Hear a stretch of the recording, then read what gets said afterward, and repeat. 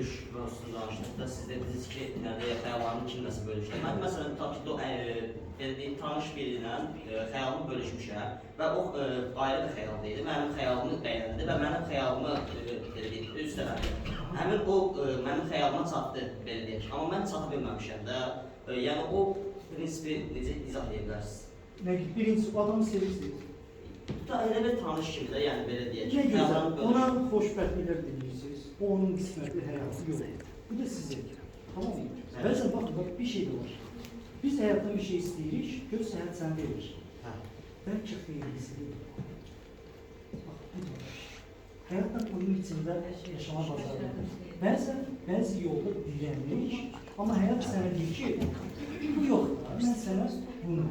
Bu şirkət yoxdur, mən sənə bu şirkət Amma sənin yol, həmin sənin xəyal etdiyin yolda sənə sərf edən. Bu neçə yaşın var dostum? 19 olacaq. 19 olacaq. 39'da biləcəksin ki, sərf elədi yoxsa yox. Biləməzsin. Bu həyatın hələ başlamış nöqtəsindəsin.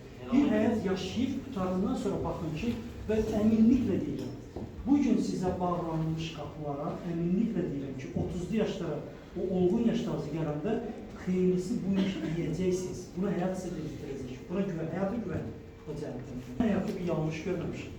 Hər kəs adına, öz adına da hər kəs adına. Bir dənə həyatla